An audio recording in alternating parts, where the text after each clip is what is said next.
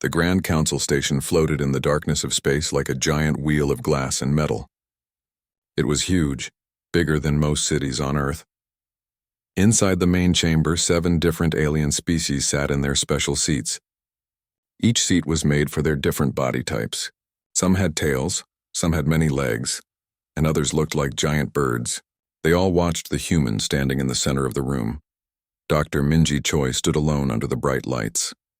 She wore a simple blue uniform with Earth's symbol on her shoulder. Her dark hair was tied back and her face showed no emotion. She had done this before every year for the past 15 years.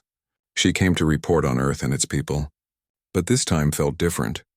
This time the aliens were not just curious. They were afraid. Ambassador Talon Vex stood up from his seat. He was tall and covered in green scales that shined under the lights. His yellow eyes looked cold and angry. He was from a species that ate only plants and never fought wars. They did not understand humans at all.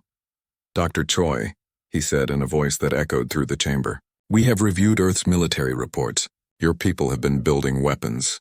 Big weapons. Weapons that can destroy entire planets. Why does a peaceful species need such things?" Minji did not move. She had expected this question. Earth's leaders had told her to be careful with her words. The Council did not understand humans. They did not understand that humans came from a world where everything wanted to kill you. Earth was a death world, a planet so dangerous that only the strongest and smartest could survive. "We build weapons because we want to be ready," Minji said calmly. "We want to protect ourselves and our friends." "Is that wrong?" Another council member spoke up. This one looked like a giant insect with many eyes. Her name was High Counselor Rin Mora. She was older and wiser than the others. She had been studying humans for years, reading their history books and watching their movies. What she learned scared her. "Dr. Choi," Rin said in a softer voice, "we are not questioning your intentions. We are worried about your nature. Your species evolved as hunters, as predators. Every other species in this council evolved differently. We worked together to survive. You competed. You fought. You killed." Minji took a deep breath. Here it was. The real problem. The council was afraid of what humans were, not what they did. "Yes," Minji said. "We were predators. Our ancestors hunted to survive. But we also learned to work together. We built cities. We made art and music. We explored space not to conquer, but to learn. We are more than our past." Talon Vex slammed his hand on his desk. The sound made everyone jump. He was angry now, really angry. "Beautiful words," he shouted. "But words are easy. Your history tells a different story. You had 2 world wars. You built bombs that could kill millions. You almost destroyed your own planet many times. And now you want us to trust you with weapons that could destroy our worlds too." The chamber erupted in noise. Council members talked to each other in their different languages. Some agreed with Talon, others were not sure. Minji stood quietly and waited. She knew what was coming. Earth had prepared for this day. After several minutes, Rin Mora raised her hand for silence. The chamber became quiet again. "We will vote," Rin said. "The motion is to place restrictions on Earth. They will limit their military to 50 ships. They will allow our inspectors to visit their world. They will stop building new weapons. All in favor?" 6 hands went up. Only Rin Mora did not vote yes. She voted no, but she was alone. Minji closed her eyes for a moment. When she opened them, something had changed. Her calm face became harder. Her voice became colder. "You have made a mistake," she said quietly. But her quiet voice was somehow scarier than shouting. "You think you can force humans to obey. You think we are like you. We are not." Talon laughed. It was not a nice laugh. It was the laugh of someone who thinks they have won. "What will you do, Doctor? Fight us? We have 300 ships ready to enforce this decision. You have 50. The math is simple." Minji smiled, but it was not a happy smile. It was the smile of a predator showing its teeth. "You counted our ships," she said. "That was smart. But you made one mistake. You believed the numbers we gave you. Humans lie, Ambassador Vex. We lie very well. We have been lying to you for 15 years. The chamber became silent. No one spoke. No one moved. "You want to know what makes humans dangerous?" Minji continued. "It is not our weapons. It is not our ships. It is this. Every human alive today is the child of survivors. Our ancestors survived ice ages. They survived droughts and floods. They survived animals bigger and stronger than them. They survived diseases that killed millions. They survived by being smarter, faster, and more determined than anything that tried to kill them. She walked closer to the council seats. The aliens moved back slightly in their chairs. "You evolved on safe worlds," she said. "Your greatest threat was finding food or avoiding bad weather. You learned to cooperate because that was easy for you. We learned to cooperate because it was the only way to survive against a world that wanted us dead. There is a difference. A big difference." Rin Mora leaned forward in her seat. Her many eyes focused on Minji with new understanding. "What are you saying, Doctor?" "I am saying that you have never seen a human who is truly threatened. You have never seen what we become when we stop being peaceful. You are about to find out." Minji turned and walked toward the exit. Before she left, she looked back at the council one last time. "Send your fleet," she said. "Send all 300 ships. But remember this moment. Remember that I warned you. Remember that everything that happens next is because you forced it to happen." The doors closed behind her and she was gone. Back on Earth, in a military base deep underground, alarms started ringing. General Quan Cho sat in a large room filled with screens and computers. He was an old man with gray hair and scars on his face from old battles. He had been a soldier his whole life and he knew this day would come. A young officer ran up to him and saluted. "Sir, Dr. Choi has sent the code. The council voted against us. Their fleet is moving toward our system." Quan nodded slowly.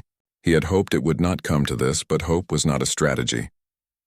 He pressed a button on his desk and a message went out to every military base on Earth and in space. "Activate Operation Apex Predator," he said calmly. "Show them what humans can do." In orbit around Earth, something incredible happened. The council believed Earth had 50 warships. They were wrong. Hidden in asteroid fields behind moons and in deep space, ships began to power up. One after another, their lights came on. 50 ships became 100, then 200, then 300, then 400. Captain Ji-won Kim stood on the bridge of her ship. The Predator's Eye. She was young for a captain, only 35 years old, but she was the best tactical commander Earth had ever produced. She had been training for this moment her entire life. "All ships report ready," her second officer said. His name was Lieutenant Hyun Park and he was smiling. He loved this kind of challenge. Ji-won looked at the stars outside her window. Somewhere out there, the council fleet was coming. They thought they were going to fight 50 scared humans. They were going to fight 400 angry ones instead.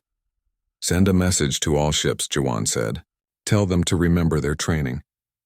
We are not fighting to destroy. We are fighting to teach. The council needs to learn something important today." "What lesson is that, Captain?" Hyun asked. Ji-won turned to face him. Her eyes were cold and hard. "That you never ever threaten a predator's home."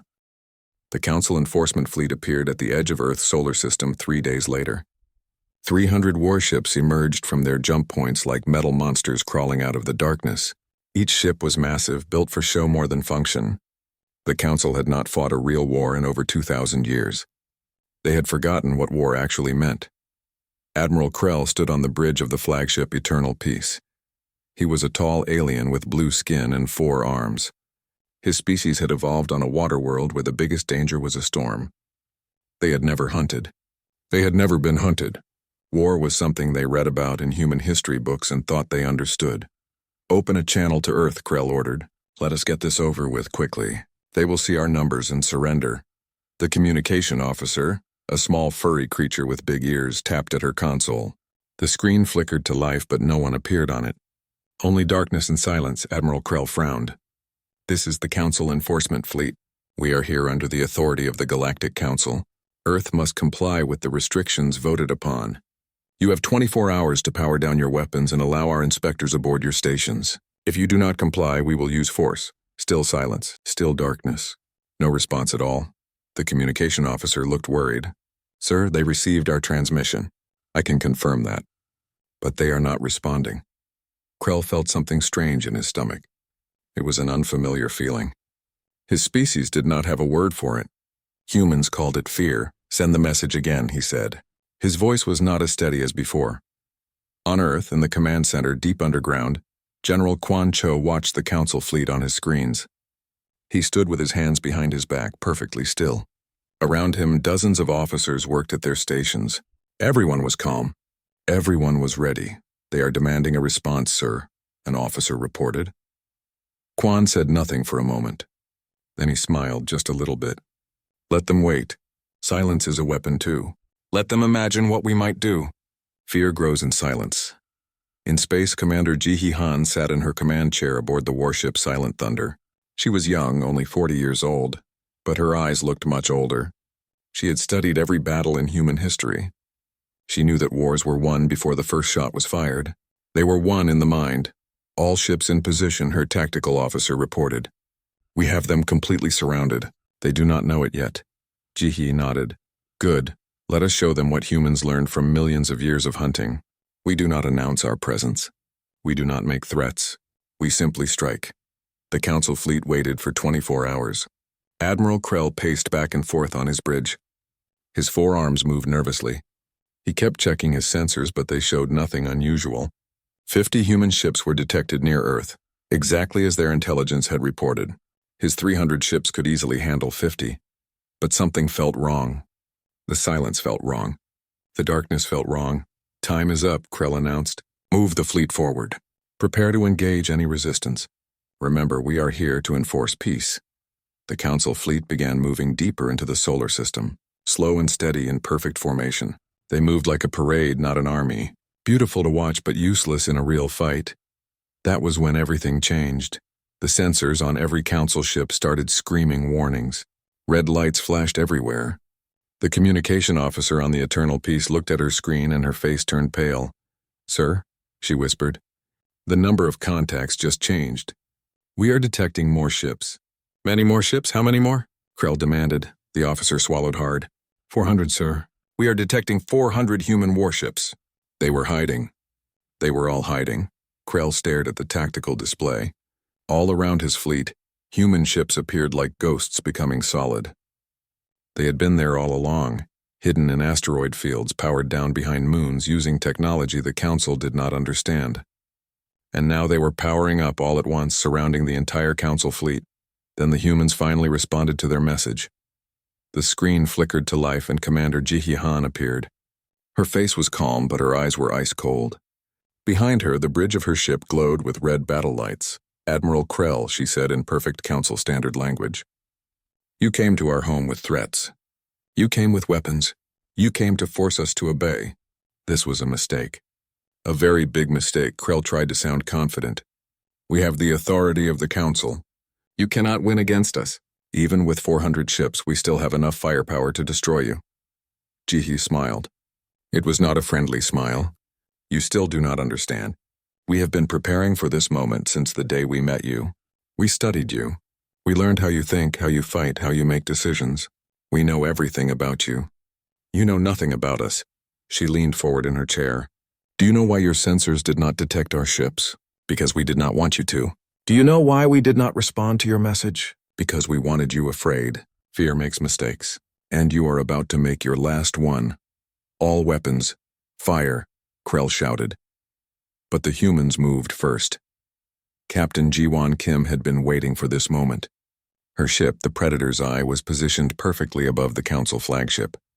While Krell was talking, Ji-won had been moving, silent, invisible, deadly. Lieutenant Hyon Park sat at his station, fingers dancing over controls. He had spent 3 years studying Council psychology. He knew exactly what would terrify them most. As the battle began, he started broadcasting on all Council frequencies. Not threats, not demands, just sounds. Recordings from Earth's history, the roar of ancient lions, the war cries of human warriors, the screams of prey animals. Simple sounds, but they touch something deep and primal in every species. The memory of being hunted, the memory of being food. The Council ships fired their weapons, but the humans were already gone. They moved like water, flowing around the attacks, never where the enemy expected them to be. Human ships were smaller, faster, and driven by instincts the Council had never developed. The instinct to hunt, the instinct to survive at any cost. Sergeant Dae-hyun Lee led his boarding team through the airlocks of a Council cruiser. His team moved in perfect silence. They wore black armor that absorbed light and sound. They carried weapons, but they did not use them. Not yet. They disabled ship systems with precision tools. They moved through the ship like shadows, and the Council crew never saw them until it was too late. Private Sorayun was positioned on a small attack ship 3 kilometers from the battle. She was the youngest member of the human fleet, barely 22 years old. But she had a gift. She could see patterns in chaos. She could calculate trajectories in her head faster than computers. She lined up her shot, breathing slowly, and pulled the trigger. A single projectile traveled through space, threading through the debris of battle and struck the shield generator of a Council battleship. The shot was impossible, but she made it anyway. The Council fleet began to panic. Their ships broke formation. Some tried to run, others tried to fight, but nothing worked. The humans had planned for every possibility. For every decision the Council might make, humans had a counter-move ready. Specialist Minho Shin sat in his communications center aboard Earth's orbital station. He was not a soldier. He was something more dangerous. He was a hacker. While the battle raged, he sent carefully crafted messages to individual Council ships. Messages that made them doubt their orders. Messages that made them question their leaders. Messages that turned fear into terror. War was not just about weapons. It was about minds. And Minho was very good at breaking minds. 3 hours into the battle, 30 Council ships had been disabled. Not destroyed, disabled. The humans had been careful. They targeted engines, weapons, and communications. They left life support intact. This was not about killing. This was about teaching. Admiral Krell watched his fleet fall apart around him. He had lost control. His officers were panicking. His ships were drifting helplessly through space. And through it all, the sounds continued. The roars, the screams, the reminders that humans came from a world of predators. Then Commander Jihye Han appeared on his screen again. "This is your last chance, Admiral," she said. "Order your fleet to retreat. Leave our system. Tell the Council what happened here, or we will continue this lesson." "The choice is yours." Krell looked around his bridge. Half his officers were crying. The other half sat in shock. He had come here to enforce peace. Instead, he had learned what real war looked like. "All ships," he said quietly. "Retreat. Jump to emergency coordinates." "We are leaving." The Council fleet ran. They left behind 30 disabled ships and all their pride. Captain Jiwon Kim watched them go from her command chair. Lieutenant Hyeon Park stopped the psychological broadcasts. Private Sora Yoon lowered her weapon. Sergeant Daehyun Lee and his team returned to their ships. The battle was over. The humans had lost only 5 ships. The Council had lost 30 and their dignity. But more importantly, they had lost their ignorance. They now knew the truth. Humanity had been holding back for 15 years, being peaceful by choice, not by weakness. And when that choice was taken away, the predators came out. In the command center on Earth, General Quan Cho allowed himself a small smile. "Phase 1 complete," he said. "Now they will get serious. Now the real war begins." The Grand Council chamber had never been so loud. 7 species shouted at each other in 7 different languages. Translators struggled to keep up. Security guards stood nervously at the doors, unsure what to do. The Council had existed for 5,000 years, and it had never seen chaos like this. Ambassador Talon Vex stood in the center of the chaos, his scales darker than usual from anger. His 4 hands moved wildly as he shouted, "This is unacceptable. The humans attacked our enforcement fleet. They lied to us about their military strength. They must be punished." High Counselor Rin Mora sat in her seat, her many eyes watching everything carefully. Unlike the others, she was quiet. She had spent the past 3 days reading everything about humans, their history, their wars, their culture, and with each page her fear grew deeper. Finally, she raised one of her thin arms. The gesture was small, but somehow everyone noticed. The chamber fell silent. "You want to punish them," she said quietly. Her voice was soft, but everyone heard her. "You want to send more ships, more weapons, more threats. Has anyone stopped to ask why that is a terrible idea?" Talon turned to face her. "What are you saying, Counselor? Are you suggesting we do nothing?" "They humiliated us." Rin stood up slowly from her seat. She was old, older than anyone else on the Council. She had seen civilizations rise and fall, but she had never seen anything like humans. "I have been studying their history," she said. "Let me share something with you. Humans fought a war they called World War II. In that war, over 70 million humans died, 70 million of their own species. And do you know how long ago that was? Less than 200 years. The chamber was silent now. Completely silent. They almost destroyed themselves, Rin continued. Multiple times. They built weapons that could end all life on their planet. They called it mutually assured destruction, the idea that if anyone used those weapons, everyone would die. And they lived with that threat hanging over them for decades. Do you understand what that means? They lived with the knowledge that at any moment, everything could end. And they did not just survive it. They thrived. Another council member spoke up, a small furry creature named Pix, but they gave up those weapons. They became peaceful. They joined us. Rin turned her many eyes toward Pix. Did they? Or did they just hide them? We believe they had 50 ships. They had 400. What else have they hidden? What else have they not told us? The truth was spreading through the council. Doubt, fear, understanding that they had made a catastrophic mistake. Talon refused to accept it. We still have the advantage. We can mobilize 5,000 ships. Every species in the council contributes. The humans cannot stand against that. Rin walked toward him slowly. Tell me, Ambassador, have you ever hunted for your food? Have you ever fought a creature that wanted to eat you? Have you ever had to choose between killing or dying? Talon blinked. No, why would I? My species evolved past such primitive things. Exactly, Rin said. We all did. Every species in this council evolved on worlds where cooperation was enough to survive. We never needed to be violent. We never needed to be clever killers. But humans? They evolved on a death world, a planet where everything wanted to kill them. The weather, the animals, the diseases, even other humans. And somehow they won. They became the most dangerous thing on their entire planet. She turned to address the entire council. We thought we understood what that meant. We thought it was just history. Ancient history. But it is not history. It is in their blood. In their minds. Every human alive carries the genes of survivors. Of predators. Of creatures that refuse to die no matter what the universe threw at them. The chamber remained silent. Everyone was listening now. We made a mistake, Rin said. We treated them like they were weak. Like they needed our guidance. Like they were children who needed rules. But they are not children. They are wolves. And we just threatened their den. In a small locked room deep in the station, Dr. Minji Choi sat at a simple table. She had been detained after her warning to the council. Not imprisoned, they said. Just held for questioning. But a locked door was a locked door no matter what they called it. 2 guards stood outside her room. They were nervous. They had heard about the battle. They had heard that humans destroyed 30 council ships without trying. They looked at their prisoner differently now. The door opened and Rin Mora entered alone. She moved slowly, her insect-like body clicking softly with each step. She sat down across from Minji. For a moment, neither spoke. Then Rin said, I have been reading your history. Minji nodded. And I understand now why you tried to warn us. I wish we had listened. Minji leaned back in her chair. It is not too late. But you need to understand something. My people do not want war. We never did. But you threatened us.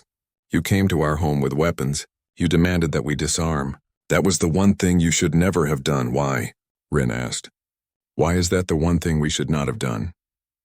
Minji stood up and walked to the small window. She looked out at the stars. Because humans remember. We remember when we were weak. We remember when bigger creatures hunted us. We remember hiding in caves, cold and afraid. We remember watching our families die. And we promised ourselves never again. Never again will we be helpless. Never again will we be prey. She turned to face Rin. Every weapon we build, every ship we hide, every strategy we plan, it is all because we remember. And when you demanded that we disarm, you asked us to forget. To go back to being prey. We cannot do that. We will not do that. Rin was quiet for a long moment. Then she asked, The council wants to send 5,000 ships to Earth. They think numbers will win. Will they? Minji smiled sadly. No, numbers mean nothing. Humans have fought wars where we were outnumbered 10 to 1 and still won. We have held ground against impossible odds. We have turned defeats into victories through pure determination. 5,000 ships will die, Counselor, and then you will send 10,000. And they will die too. And eventually you will realize something terrible. What? That you cannot win. Not because you lack weapons or ships or soldiers, but because you lack the one thing humans have. We are willing to die. Every single human would rather die fighting than live as someone else's pet. Can you say the same about your species? Rin knew the answer. No. Her species valued peace above all else. They would surrender rather than fight a war they might lose. That was the smart choice. The logical choice. But humans were not logical.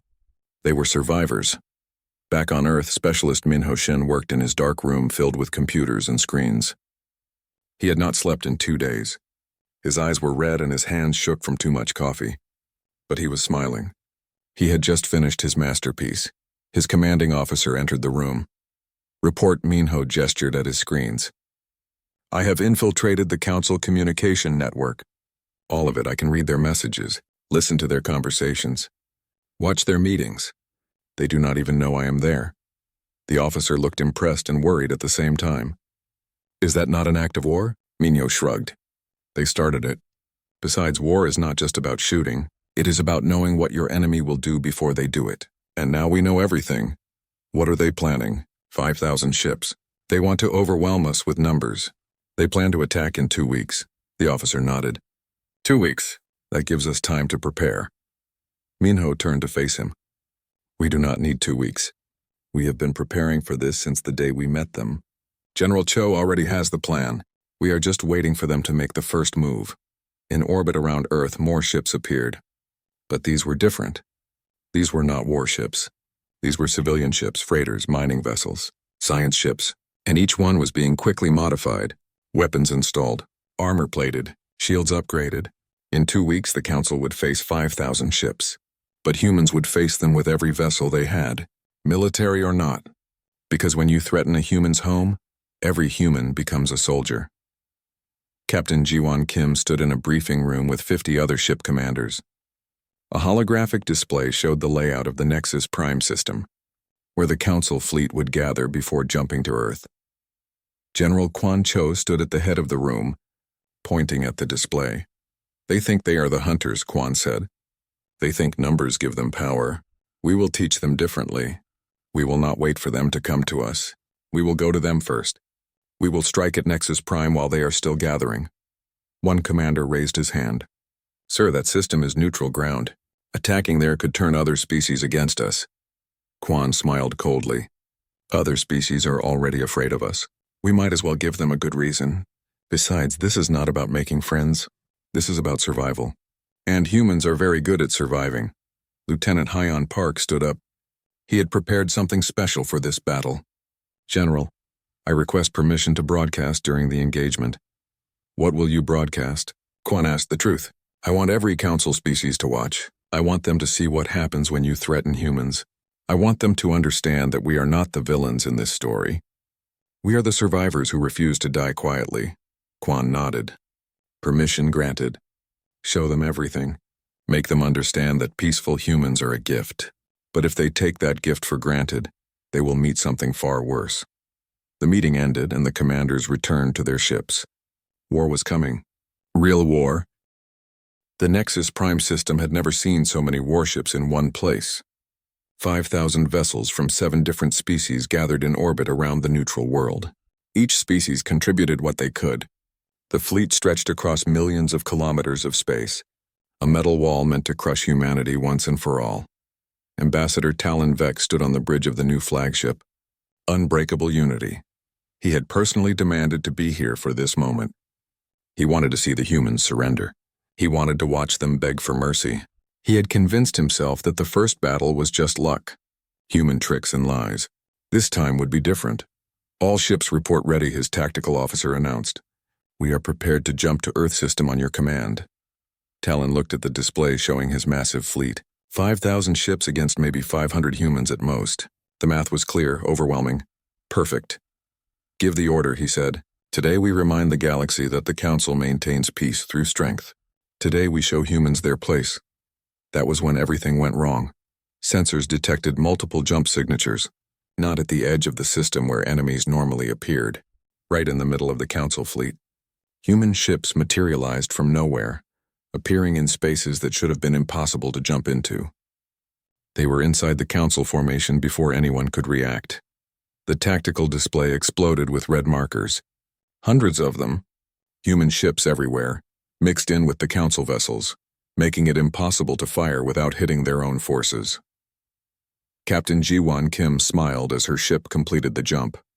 She stood on the bridge of the Predator's Eye, calm and steady while chaos erupted around her. This was what humans called a knife fight. Close, personal, brutal. All ships execute pattern Delta, she ordered. Remember precision over power. We are surgeons today, not soldiers. The human fleet moved like a school of fish, turning and weaving through the Council formation with impossible coordination. They were not fighting like a military. They were fighting like a pack. Like wolves taking down prey much larger than themselves. Lieutenant Hyon Park activated his broadcast system. This time he was not sending sounds of predators. He was sending the battle itself. Every moment. Every move. Broadcasting to every world in Council space.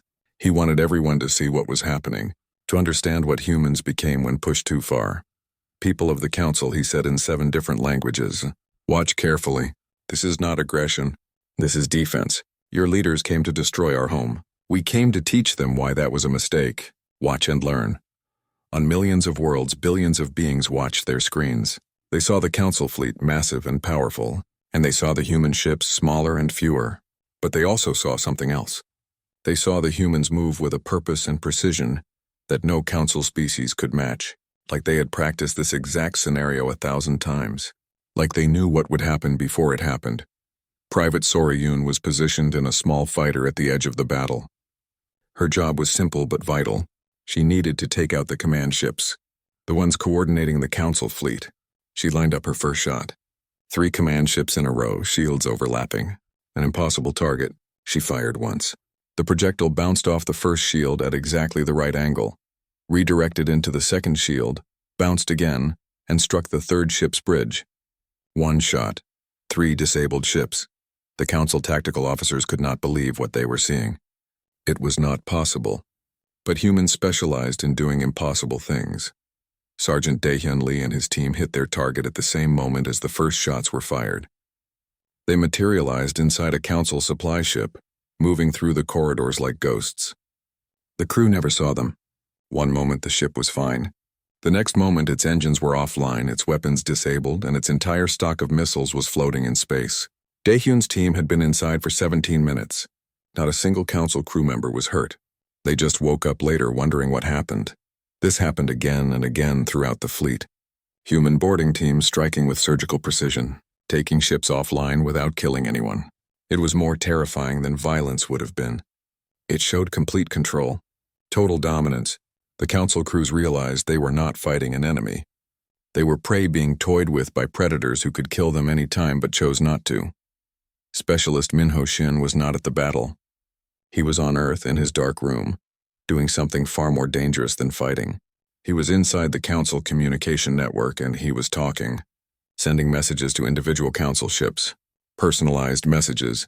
To the crew of the Swift Current, your engines will fail in 30 seconds. Evacuate to escape pods now. You have children on board. We know we will protect the pods. You have 28 seconds. 30 seconds later, the Swift Current's engines exploded. The crew had evacuated.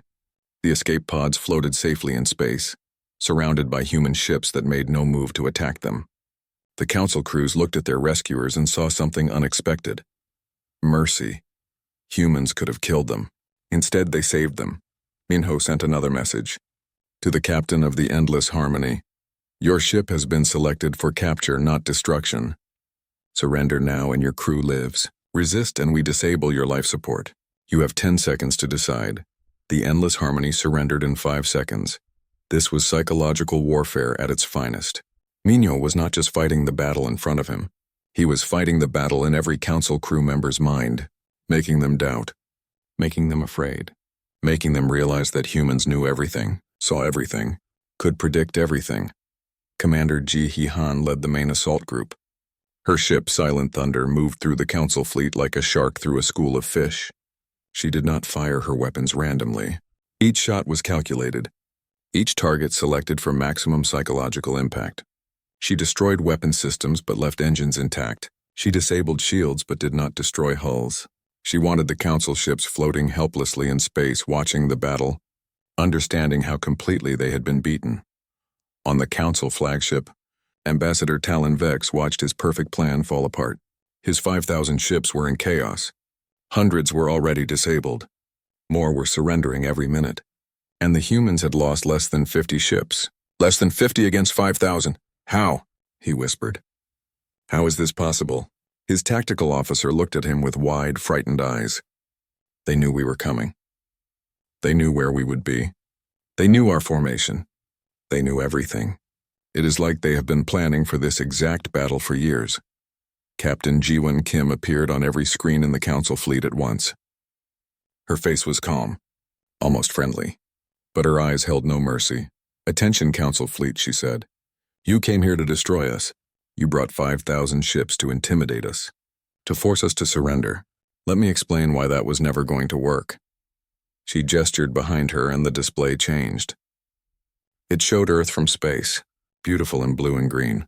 That is our home, she said. Every human you see in this battle came from that world. A world that tried to kill us every single day. A world of predators and diseases and disasters. A world where only the smartest, fastest, and most determined could survive. We are not special because we are strong. We are special because we refuse to die. The display changed again, showing human history. Ancient warriors, medieval armies, modern soldiers, nuclear weapons, space colonies. Each image appeared for just a moment. We have fought wars you cannot imagine, Jiwon continued. Wars against each other, wars against nature, wars against extinction itself. We have almost died out more times than we can count, but we are still here, still fighting, still surviving. Do you know why? She leaned closer to the camera, and her voice became quieter. More intense because we adapt. Every strategy you use against us becomes a lesson. Every weapon you deploy gets studied and countered. Every tactic you try gets added to our knowledge. You cannot surprise us. You cannot intimidate us. You cannot defeat us. Not with 5,000 ships. Not with 50,000. Because numbers mean nothing to creatures who learn to survive against impossible odds. She stood up straight, and her voice became formal again. Military. This battle is over. 2,000 of your ships are disabled. 3,000 are facing human weapons. You have 1 minute to order a full retreat. If you do not, we will continue our demonstration. And trust me when I say, we are still being gentle. You have not seen what humans can do when we stop showing mercy. The channel closed. The entire galaxy waited. 58 seconds passed. Ambassador Talon Vex sat in his command chair. His scales had turned pale. His hands shook. He looked at his tactical officer. Order the retreat. All ships, emergency jump. Get us out of here. The Council fleet ran. 3,000 ships jumped away at once, abandoning the 2,000 disabled vessels. They ran in panic, in fear, in complete understanding that they had not fought a battle. They had been taught a lesson. The human fleet held their position. They did not chase. They did not gloat. They simply collected the disabled Council ships and began towing them to a safe orbit.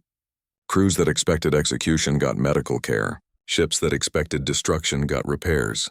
Enemies that expected death got mercy. The Grand Council chamber looked different now. The same room. The same seats. The same 7 species. But everything had changed. The aliens who had spoken so confidently about controlling humanity now sat quietly. They looked smaller somehow, less sure of themselves. Dr. Minji Choi walked into the chamber as a free woman. No guards this time. No locked doors.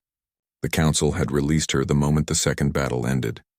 Now she stood in the center of the room again, but this time everyone looked at her differently. With respect, with fear, with understanding. High Counselor Rin Mora spoke first. Her voice was humble. Quiet. Dr. Choi. On behalf of the Galactic Council, I offer our formal apology. We were wrong. About humans. About everything. We judged you without understanding you. We threatened you without knowing what that would mean. We are sorry. Minji nodded slowly. She took no joy in their fear. She had never wanted this. She had tried to warn them. But some lessons could only be learned the hard way. Your apology is accepted, Minji said. But apologies are not enough. We need to talk about the future, about how we move forward from here. Ambassador Talon Vex sat in his seat looking at the floor. He had been there. He had watched his perfect fleet fall apart in minutes. He had seen what humans could do when they stopped pretending to be weak. He spoke without looking up. We were fools. I was a fool. I thought your history was exaggeration. I thought your weapons were for show. I thought we could control you with numbers and rules. I understand now. You cannot be controlled. You can only be trusted or feared. We chose fear. That was our mistake. Captain Ji-won Kim entered the chamber next. She was still in her military uniform, but she carried no weapons. She walked with quiet confidence, the kind that came from knowing you were the most dangerous thing in any room. She stood beside Minji. The council members shifted nervously. They had seen what she could do. They had watched her command the battle that broke their fleet. Now she stood before them, and they did not know if they should be grateful or terrified. Members of the council, Ji-won said, I want to be very clear about something. Humans did not want this conflict. We did not want to show you what we are capable of. We spent 15 years hiding our strength, pretending to be less than we are because we wanted peace. We still want peace. She looked around the chamber, making eye contact with each council member. But understand this. We will never again pretend to be weak. We will never again accept restrictions placed on us by those who do not understand us. We are what we are, survivors, predators, protectors, all three at once. You can work with us. You can trust us. You can even fear us. But you cannot control us. Renmora stood up from her seat. She walked down to stand before Ji-won and Minji. She was old and wise, and she had learned more in these past weeks than in all her long life. You are right, Rin said. We cannot control you. We should not have tried. But I have a question. What do you want? What does humanity want from the council now? Minji stepped forward. Partnership. True partnership. Not as junior members who need guidance. Not as dangerous animals that need watching. As equals. We bring things to this council that no other species has. We understand warfare. We understand survival. We understand what it means to face extinction and refuse to surrender. Ji-won added, the galaxy is not as safe as you think it is. We have detected 17 potential threats that the council missed. Hostile species, dangerous anomalies, regions of space that could destroy everything you have built. You need us, not because we are strong, because we are prepared. Because we never stop watching for danger. A small, furry council member named Pick spoke up. She sounded scared but curious. You would protect us, even after what we tried to do to you? Ji-won smiled. It was a genuine smile this time, not the cold smile of a predator.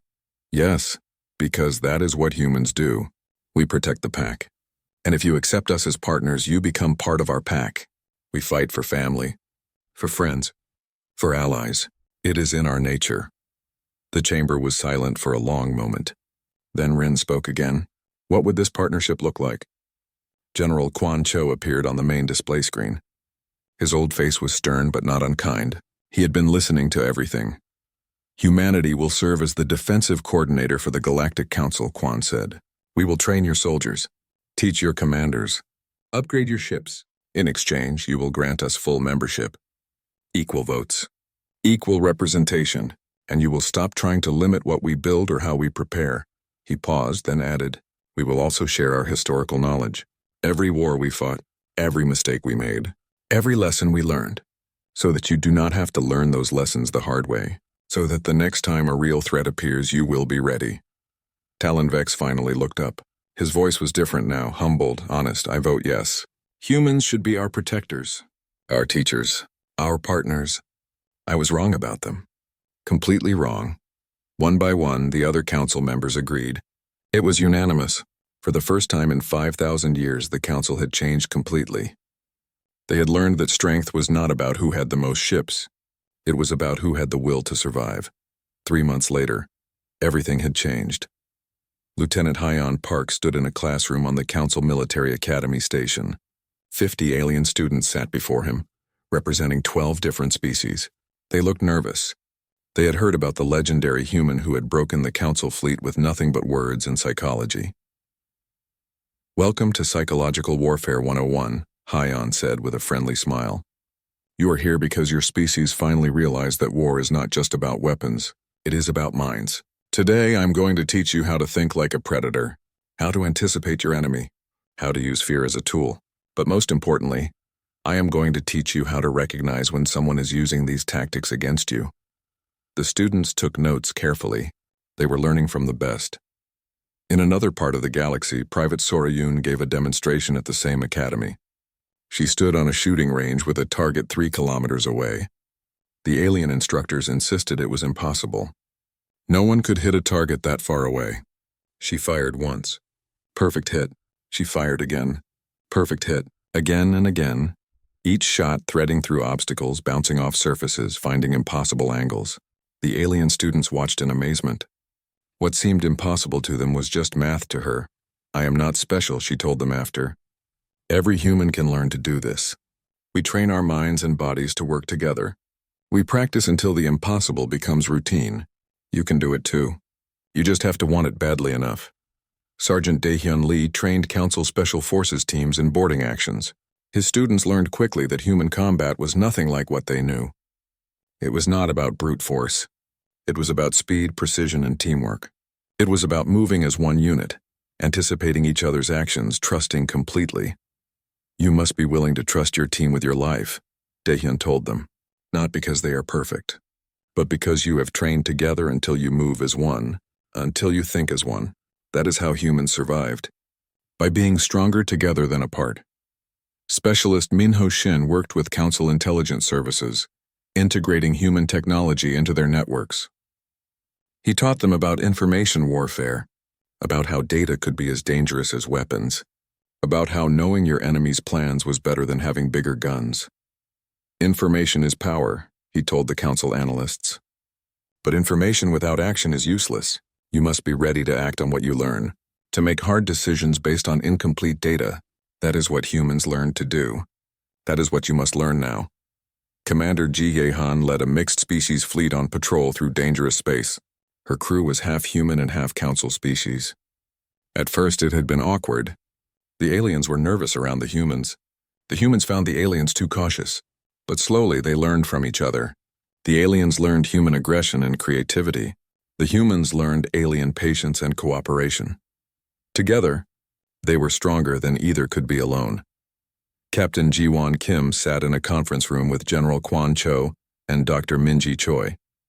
They were reviewing reports from across Council space. New defense platforms were being built around vulnerable worlds. Mixed species training exercises were happening regularly. Intelligence sharing had improved dramatically. The galaxy was safer than it had ever been. "We did it," Minji said quietly. "We changed everything." Kwon shook his head. "Not yet. We showed them what we can do. Now we have to show them why we do it. Protection is not about power. It is about responsibility, about choosing to use strength to help rather than hurt." Ji-won nodded. "And that is the real lesson. Predator mode is not about killing. It is about protecting, about being so dangerous that no one dares to threaten what you love, but also about being kind enough that people want your protection instead of fearing it." 1 year after the war, High Counselor Rin Mora gave a speech to the entire galaxy. It was broadcast to every world in Council space. Billions watched. "We made a mistake," she said honestly.